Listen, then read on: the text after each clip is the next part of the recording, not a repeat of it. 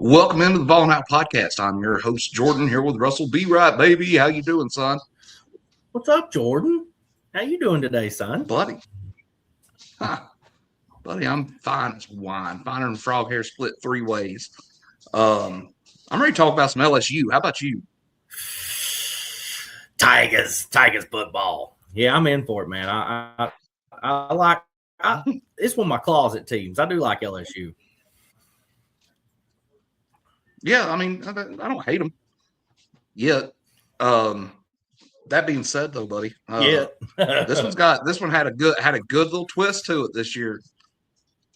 Our former head coach is down there, and that's kind of the elephant in the room. But let's kind of run through the series history real quick, and then we'll get into that. It dates all the way back to October 24th, 1925, with the most recent meeting being with the Big Orange, being the takeover in Baton Rouge,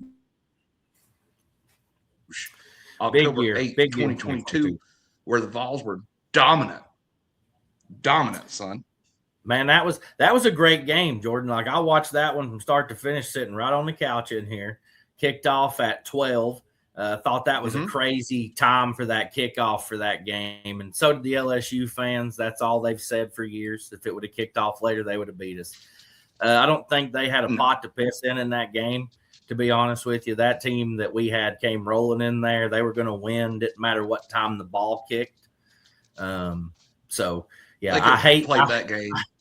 I hate we run them out of their own stadium, but at the same time, I don't, because that was refreshing for a team who never gets to do that to people. Right. 40-13 was the final in that one, in case any LSU fans needed to be reminded. LSU has, though, won 5 out of the last 6 in the series and 7 out of 10. Two of the 7 being in the Georgia Dome for the SEC championship, 2007 and 2001. 2001, I don't care what anybody says, that was the start of the voodoo curse. Man, that team, my father, huge UT fan, always been a UT fan as long as I've been alive. That's the maddest I think I've ever seen him, like, listening or watching a football game, was that 0-1 championship game. And that game is what started my diehard Tennessee fandom. You know, you're a little older than I am, Jordan. Not much. I mean, but a little older than I am. So you've seen a little longer of the football realm than I have. I vaguely remember 98. Them 2000s teams, Casey Clausen, that's when I really started remembering when we played early. That 0-1 team, golly, I'm ready to hurt now every season because of that team. Facts. That was a good team, man. They just that one was sickening. That 07 game was good too, though. I mean, and the Vols were in that one. They very well could have won that one too, but we didn't. So there's that. Won that game. We should have won that game. That late turnover costed us that game. Yep. From Ainge. That late interception from Ainge killed us. And he played so well all game up to that point. All game. Defense had played good. I mean, they were hyped up. They were horned up for that one, ready to go. Arian Foster had a hell of a game in that game. Yep. God, just missed, man. Just missed it. That was a talented team that year. Just couldn't get the wins on the road and couldn't get it together that year. That being said, though, let's keep going here. Vols do lead all time 21-10 and 11-4 in Neyland Stadium. I've been in person for at least one of those 4 losses in Neyland. It was the let's see here. I want to say it was either 04, 06. It was 06 because Crompton played. If I'm thinking right. Okay. Yeah, I think you're right. He played Jordan. Good enough to win that game. I say you're right. 06 sounds right. Because it would have had to be 06 because we beat them in 05, and that was their return game because we went down to Baton Rouge in 2005. Yeah, that was a hell of a game, man. Like, was it 05, right? right after Katrina. Yep. It was a hell of a game, dude. LSU came out fired up. It was 28-3 or something like that, and we came back and it took overtime, but we got it done. That was the highlight of that year, though. I mean, easily. Hell of a game. 05 sucked. Hell of a game. LSU's last win in Neyland, kudos to you on this, was 2017. We're gonna go into the LSU talk here, sort of, though. Lane Kiffin has never lost to the Vols as a head coach or an assistant. Damn, I did not know that, to be honest with you. That makes sense, though, where he was at Bama after here. He never played us at FAU. Him for it. Right. We had 1 year against him at Ole Miss. Mustard Bowl. But, that's Mustard Bowl. Yeah, that's kind of the elephant in the room, though. I mean, even Heupel played up to it at media days, said he hoped the fan base hadn't forgotten and didn't think that that would be a problem. So I want to say something real quick. Heupel's whole aura coming into this season, he seems like a rejuvenated coach. I don't know if you've noticed that. It's not that he's been down in the dumps the last few seasons, but it's like this year, he's letting them hang, brother. He comes out, he's just being he's that coach that you want to play for right now, I think. Sure. Personally. Just his attitude's great. I loved his whole thing at media days. His entire run at media days was good. Just that being the highlight of it, the joke that he made. Hey, I hope we're stocked up on mustard and golf balls, Playing into it, you've got to play into it with this fan base. This fan base is ravenous for a win against Lane. So, and I think we can get it. It's going to take a lot. Yeah, I mean, I think with Hype, you can kind of always tell when he's playing it close to the vest and when he feels like he's got a good squad, and I think he thinks he's got a pretty good squad this year. But we still got to put it on the field, so we'll see. Sure. Let's key games on the LSU schedule before they come here. Of course, I mean, they pretty much get the whole run before they come here, because this is the next to last game of the season for both of us. But their schedule is Clemson, at Ole Miss, Texas A&M, at Auburn, Bama and Texas. Texas and Bama are actually back-to-back, but right before the Vols. Ooh. So that's get them a little dinged up, That's a tough schedule right there. I mean, LSU might have one of the toughest, if not the toughest schedule I've heard of all these teams we've run down. That's a slew of teams that they've got to play late. Yeah. And then they got the coveted Sam Leavitt last year in the rat race for him. Sure. Lane's gonna make him great. We know that. If Kiffin's a lot of things, but he's a good quarterback coach and he's a good offensive coach, period. Here's what's crazy, Jordan. I don't think Lane has to make him great. I think Sam Leavitt's a great quarterback already. Now, obviously, rubbing shoulders with Lane Kiffin's going to be huge, and he will make him better. But, I mean, I think LSU home run their QB spot. Sam Leavitt was everything they were asking for. He's a great player. Yeah. Yeah, no, absolutely. I agree with that. It's just as good as he is, Lane's going to make him that much better, and that's kind of a scary 100%. Thought. As long as he stays healthy. That is great. Yes. They've got Durham at running back coming back. Here's an interesting one for you. Jordan Ross, former Vol defensive end. Really? He is an LSU Tiger.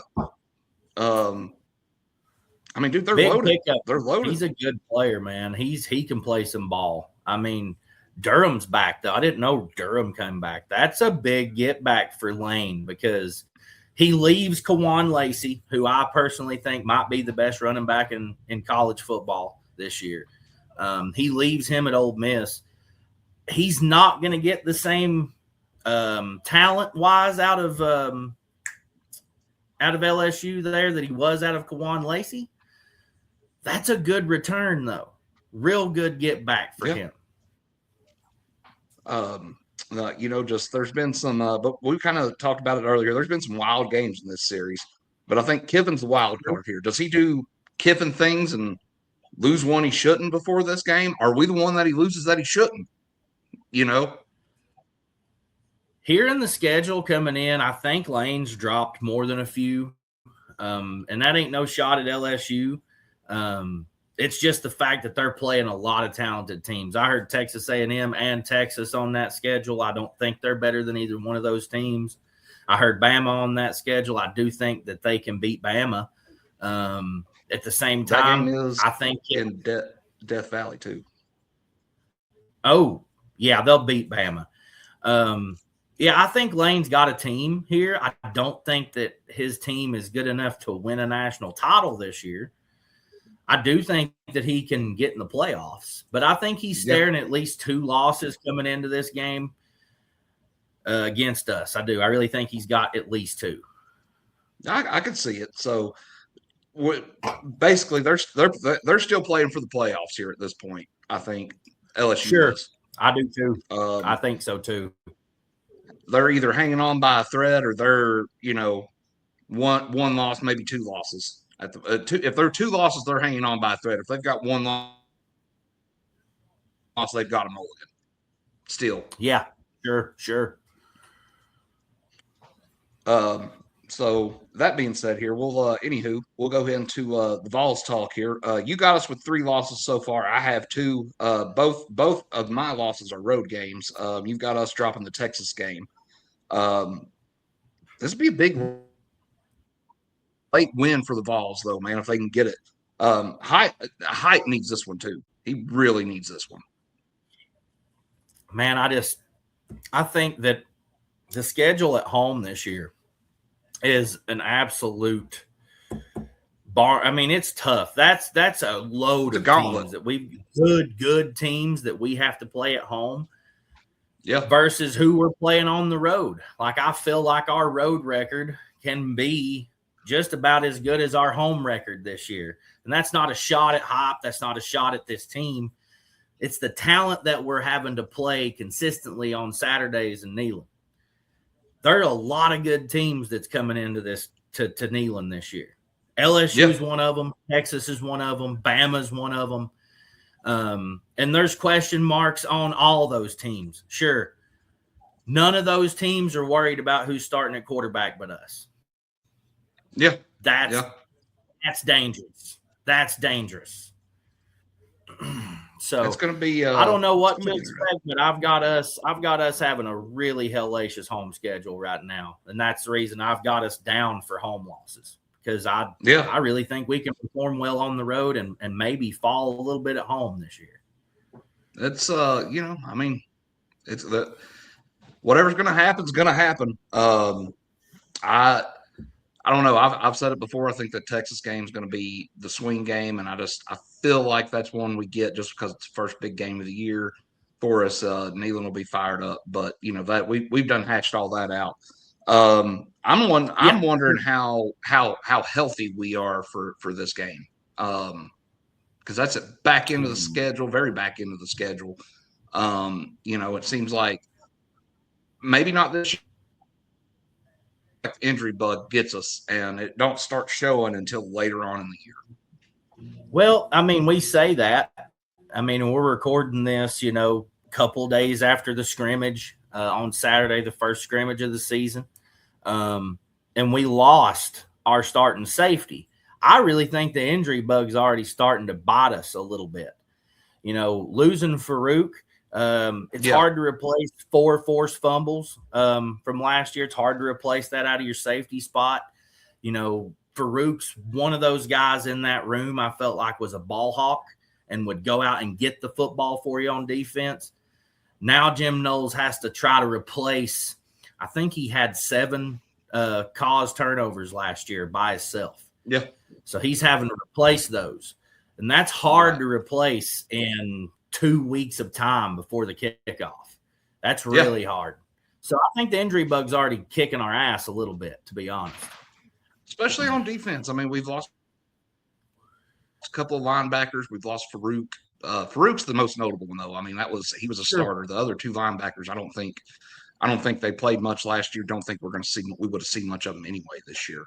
Linebackers a pretty deep spot for us, it seems like. But still, I mean, it still hurts because, I mean, that hurts your depth.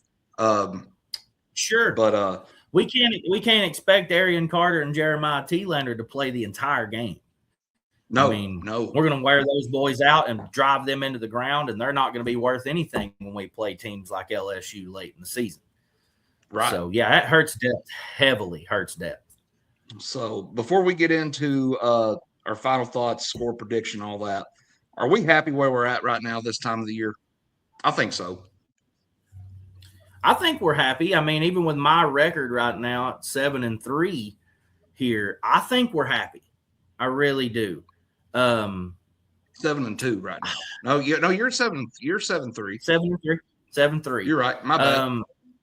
No, you're good. I mean, I feel like at 7-3, we're still happy right now. I mean, maybe not all the fan base, but my 7-3 doesn't have to lay out exactly how my 7-3 is. Maybe those 3 losses, we were a touchdown or a field goal away from winning that game. And maybe, with a couple of better plays going our way, we're a one-loss team here, right? Right. But we've got 3, and I still think we're happy. I think this team competes solidly against everybody on this schedule. I think we're going to be in every game that we play this year. And I know that sounds crazy, having a question mark at quarterback. I still think we're there. I think everything else around that quarterback is talented enough to keep us in every game. Does that mean we're going to win all those games? No, but we could. I've seen crazier things happen in college football. To your point too, though, we could be a play away from winning those games. We could also be play 2-3 away from losing those ball games, and both of our records be just crazy, like crazy bad. Sure. Yeah, sure. I mean, we're gonna is what I'm saying. To your point in the Arkansas preview, we play down and we play up to our opponents. It's been a UT thing since Fulmer was here. That's always been the case. It don't matter how shitty the team is or how good that team is. Tennessee competes with them on their level. If we can get out of that notion of doing that, we're going to win more games this year than I've got us pegged to win. Oh yeah, I mean, I've seen terrible Vanderbilt teams hang around. I've seen terrible Kentucky teams hang around. It's just they've got to get out of that, but they've got to get out of playing down. It's okay to play up to your opponent by all means. You got to get out of playing down. Got to, have to. Like there's no ifs, ands, or buts about that. Beat them the way you're supposed to. And that's not saying you're always gonna. That's how it's always gonna go. You can play a bad team and then play up to you, and just everything go right for them and beat you. It's like this. It's easy to beat. You can beat good. You can't beat lucky sometimes. Period. Yeah, that's facts right there. I mean, and we've seen luck shine for every team that's ever won a national title. I don't care what anybody says. There was a part of that season for every national title team where they had that one luck play or that one luck game where they got out of there. You think about and that's the thing, Jordan, like you think, we talk about having luck, that 98 team had to have luck beating Arkansas. Very lucky win against Arkansas to get us to a national title. But every national title team has that one spark day of luck where they had everything go their way. They shouldn't have won, but they won. You got to have that, man. I mean, and you got to have that to win national titles. Hell, you've got to have that to win these kind of games. I know that sounds crazy, just a game that's probably going to be played for Tennessee to get a good bowl game. LSU's got a chance to still play for the playoffs here, I think. But at the same time, you got to have luck on either side. It ain't like they're just going to come in here and just wreck us, I don't think. I don't think that's going to happen. So they're going to have a few luck plays, I think, to get away from Neyland with a win. Just as much as we're going to have luck plays to beat them in Neyland. Yeah, man. You know, I mean, that's a good point. All that. Let's go ahead and put a bow on this one. What's final thoughts? Prediction? What's score? Who's winning? Where are we at? Final thought. Control the clock in this game as much as the other games I've talked about. You know, control the clock, control time possession, run the ball consistently. We can get out of here with a win. That being said, I don't think we do. I do think LSU is too talented for us to contend with the transfer portal additions that they've had and the things that Lane can do. I've got LSU beating us in this one. Give the 38-31 LSU. They get out with a 7-point win, and they get lucky to do so, I think. You know, I don't think you're too far off of that. I think I'm going to go 31-27, and I'm going to say they get us late. I've got us dropping this one. That's my third and final loss. I'll spoil the Vandy thing because I think everybody probably doesn't knows how we're picking that one. Sure. But I'm going to say 31-27.